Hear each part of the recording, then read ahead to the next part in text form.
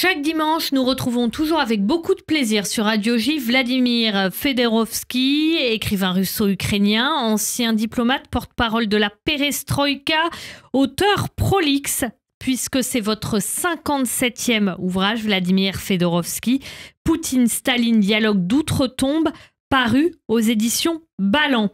Aujourd'hui, avec vous, on parle de Tolstoï. Je sais que vous adorez Tolstoï. Tolstoï et les vieux sages, leurs prédictions pour le 21e siècle. On continue donc avec vous, Vladimir Fedorovski, cette série sur la Russie un peu mystique. La Russie insolite. On va faire le voyage dans les neiges éternelles de la Russie, quand le tsar devient ermite, les écrivains deviennent prédicateurs, et ça nous change un tout petit peu de la tristesse de notre époque. J'ai choisi toute cette série juste pour vous soigner la tristesse de notre époque. Tolstoï que j'aime par-dessus tout. Tolstoï qui a bercé mon enfance. Déjà, Tolstoï, il y a quelque chose de mystique dans son écriture. Vous savez, par-dessus tout, je dis souvent, vous savez que je donne des clés pour comprendre, clés historiques souvent, pour comprendre l'avenir, rien qu'avec ce dernier livre. C'est le livre sur la crise qui nous attend, Poutine-Staline et les dialogues d'outre-tombe. Mais je pense que pour comprendre notre époque, il faut oublier les rapports secrets. Il faut surtout lire ou relire Tolstoï, parce que Tolstoï, il nous donne beaucoup plus de compréhension de l'âme humaine. De l'âme humaine, d'une part, vous avez raison, et aussi des aléas de notre époque. Parce que vous voulez comprendre le caractère russe, vous savez que dans cette affaire... Pour comprendre l'époque, il faut aussi comprendre la façon dont les humains fonctionnent, et ça, c'est ce que fait parfaitement Tolstoï. Exactement. Et je dois vous dire que Tolstoï, il est assez étonnant. En lui, il y a quelque chose de mystique, parce que, évidemment, j'aime Tolstoï, un grand romancier. Je préfère dans la réalité Tolstoï, grand romancier et artiste, au prophète. Mais on va en parler, c'est une discussion, parce qu'il faut comprendre, Tolstoï, prophète, c'est aussi important. Mais dans les choses artistiques, il y a quelque chose de mystique. Je suis absolument persuadé que Tolstoï était chaman. Pourquoi? Parce que lisez Anna Karénine. Relisez Anna Karénine, il se transforme en Anna Karénine plus que quelqu'un. Tolstoï, vous savez, Anna Karénine, il savait se transformer intérieurement comme les chamans. Vous savez, il y a une sorte de transgression. Il entre dans votre corps. Tolstoï est entré dans le corps d'Anna Karénine. Est-ce que tous les grands écrivains ne sont pas un peu chamans? Je le pense entre nous. Je le pense, vous avez raison, bien entendu, mais Tolstoï, c'est le chaman en chef. Je dirais comme ça, parce que c'est extraordinaire. J'aime Tolstoï par-dessus tout. D'autre part, Tolstoï, deuxième Tolstoï, après ses chefs-d'œuvre absolus, Guerre et paix, évidemment, Anna Karénine, quand ils se transforment en chaman. Guerre et paix est très important pour comprendre la crise actuelle, parce que quand ils n'arrivent pas à comprendre comment les Russes réagissent, je dis qu'il faut revenir à la guerre et paix. Et ça, c'est le premier point. Deuxième point, après, vous savez, après Anna Karénine, après Guerre et paix, il est devenu plus Tolstoï prophète, plus le Tolstoï dans la recherche de l'absolu.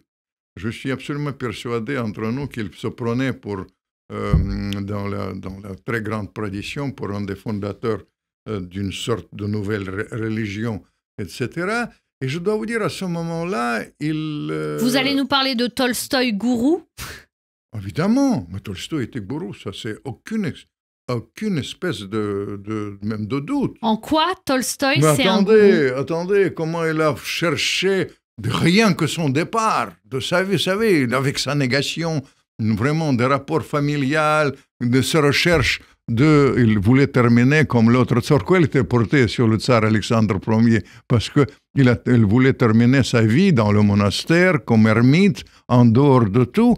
Et surtout, quand il a réfléchi sur ça, il a fréquenté des grands, ça s'appelle les vieux sages. Les vieux sages, c'est une particularité dans l'orthodoxie, parce que dans l'orthodoxie, c'est très hiérarchisé, évidemment, comme Vatican, comme d'autres religions.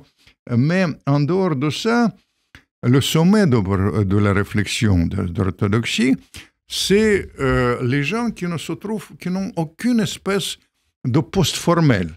Et pour autant, c'est eux qui déterminent le destin du pays. Et Tolstoï, évidemment, il se prenait pour un vieux sage qui voulait partir. Il les fréquentait assidûment. Il y a les monastères extraordinaires. Ils sont gardés. Parfois, ils ont été détruits à l'époque communiste. Mais cela dit, ils sont maintenant restaurés. Mais il y a les monastères emblématiques, par exemple, Optina Pusten, qu'il voulait terminer sa vie. Et il a fréquenté ces vieux sages du XVIIIe siècle. Je ne veux pas vous submerger avec les noms russes. Il a eu des heures de conversation avec eux. Il consacrait ça. Et il les notait dans son journal. Des prédictions. Des prédictions dans son journal. Vous êtes étonné quand vous lisez le journal intime de Tolstoï. Il y a deux aspects que je tiens à vous signaler, parce que le journal intime de Tolstoï, c'est un livre extraordinaire, d'une sensibilité extraordinaire. C'est un grand livre érotique, d'ailleurs. Je tiens à vous signaler parmi les autres choses. Mais aussi, c'est un livre qui reflète les conversations avec les vieux sages. Ce qui est très intéressant, que ces vieux sages, ils ont prédit beaucoup de choses. Par exemple, ils ont prédit que l'arrivée de ce régime très dur pendant la Révolution, ils ont prédit la fin de ce régime dans les années 91. Allez, Vladimir Fedorovski. Juste un mot, parce que je suis quand même d'origine ukrainienne aussi. Il y a les grands moines, les vieux sages du monastère de Kiev. Ils ont prédit ce qui m'étonne. Et Tolstoï le fixe dans son journal. Il le fixe dans son journal. Ils ont prédit la chose impensable pour moi, cette guerre fratricide entre les Ukrainiens et les Russes au XXIe siècle. Alors, justement, pour en revenir aux prédictions, vous savez très bien, Vladimir Fedorovski, ce qui est dit en général sur les prédictions et qui se vérifie. C'est-à-dire que quand on veut croire à des prédictions, eh bien, on en retient ce qui colle avec la réalité qui s'est produite après et on évince ce qui ne correspond pas à des prédictions qui se sont révélées exactes. Moi, j'aimerais que vous nous donniez, par exemple, les prédictions qui se sont révélées inexactes. Il doit y en avoir quand même. Évidemment, il y a les choses qui existent. Ça, vous avez raison, parce que vous savez, on est porté maintenant sur les choses qui ne sont pas. Mais simplement, je constate que c'est les choses qui sont assez pointues. On va en parler à propos de Raspoutine, à propos de ses prédictions, à propos de la révolution d'octobre. Ils se sont révélés vrais. Mais vous savez, je ne suis pas du tout fait l'éloge de vieux sages. En revanche, dans la littérature, Tolstoï, et surtout, je tiens à vous signaler que les vieux sages ont été décrits d'une manière absolument extraordinaire par Dostoïevski, qui était révolutionnaire au début, qui était devenu après très porté sur la religion, et il a décrit ça d'une manière extraordinaire. Les vieux sages qui prennent votre volonté, ils vous amènent vers la lumière. J'ai connu le vieux sage de la perestroïka qui était numéro 2 de Gorbatchev, complètement illuminé, mais il a pris les gens, il veut les amener vers la liberté. D'ailleurs, dans l'immigration russe, juive vers Israël, il a joué un rôle absolument exceptionnel. Vladimir Fedorovski, écrivain russo-ukrainien, Poutine, Staline, dialogue d'outre-tombe, votre dernier ouvrage paru aux éditions Ballant. Merci.